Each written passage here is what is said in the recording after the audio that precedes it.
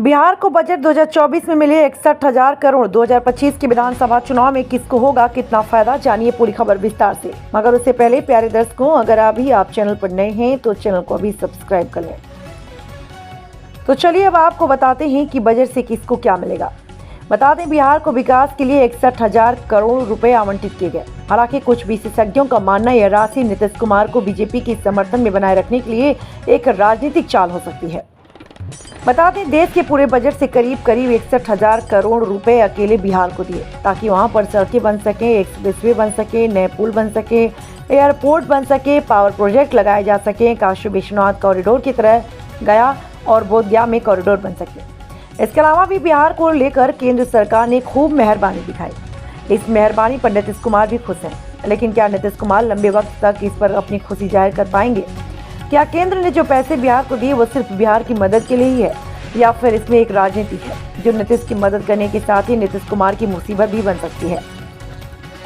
आखिर बिहार को मिली इतनी बड़ी रकम का राज क्या है, इसको लेकर इस खबर में आपको विस्तार से बताएंगे। आपको बता दें कि आपको तमाम राजनीति शास्त्र के ज्ञाताओं और अर्थशास्त्र के ज्ञाताओं ने यह बता दिया होगा कि इस पैसे से बिहार में विकास की नदियां बहने लगेंगी। पैसे मिल गए तो नीतीश कुमार केंद्र में बीजेपी को समर्थन देते रहेंगे। मोदी सरकार बीजेपी के बहुमत के बिना भी ठीक ठाक चलती रहेगी, क्योंकि अब बिहार के लिए केंद्र सरकार ने इतना कुछ कर दिया तो नीतीश कुमार के पलटने का तो कोई सवाल ही पैदा नहीं होता। लेकिन क्या सच सिर्फ इतना ही है? प्रधानमंत्री मोदी और उनकी सरकार ने बिहार को इसलिए पैसे दिए ताकि वो नीतीश कुमार का समर्थन देते रहें। इसका जवाब आपको मिलेगा प्रधानमंत्री नरेंद्र मोदी के एक पुराने बयान में। ये बयान 20 अगस्त 2015 का है, जो प्रधानमंत्री नरेंद्र मोदी ने आरा में दिया था, जहां से बिहार के लिए 1.25 लाख करोड़ रुपए के पैकेज की घोषणा खुद प्रधानमंत्री नरेंद्र मोदी ने की थी। ये वो पैसे थे जो बिहार की तकदीर बदल सकते थे।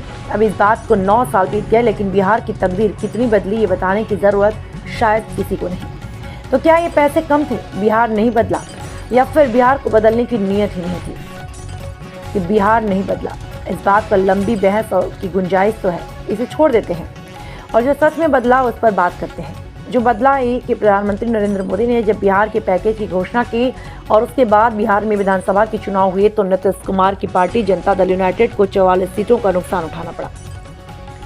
ये वो चुनाव था जब पहली बार नीतीश कुमार और लालू यादव ने एक साथ मिलकर चुनाव लड़ा और बीजेपी बिना नीतीश की चुनाव लड़ रही थी।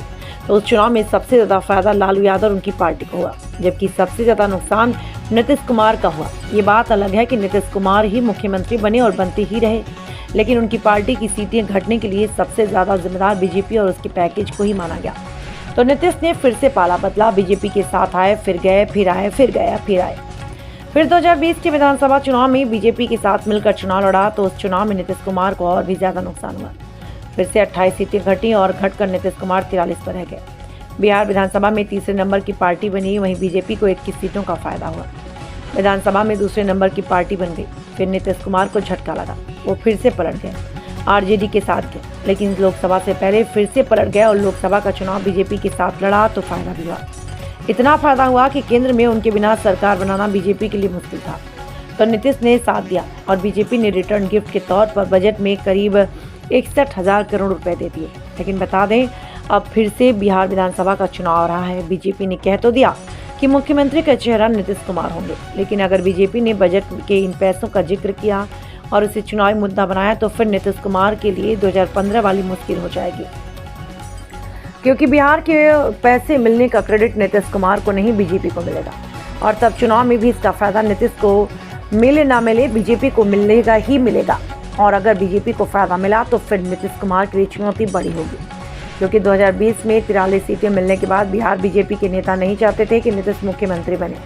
नीतीश कुमार ने बड़े भारी मन से इनकार करने की कोशिश की थी, लेकिन बीजेपी का कोई और सहयोगी मिलेगा नहीं तो नीतीश के चेहरे पर राजी होना पड़ा, मुख्यमंत्री बनाना पड़ा। लेकिन अब जब चुनाव के करीब 1.5 साल पहले बीजेपी ने बजट के जरिए बिहार को एक तोहफा दिया और अब भी फरवरी 2025 के बजट में एक बार फिर तोहफा देने का मौका मिलने वाला है, तो बीजेपी इस मौके को भुनाएगी और तब बिहार को मिले पैसों पर खुशी जाहिर करने वाले नीतीश कुमार कितने सहज रह पाएंगे, ये देखना काफी दिलचस्प होगा।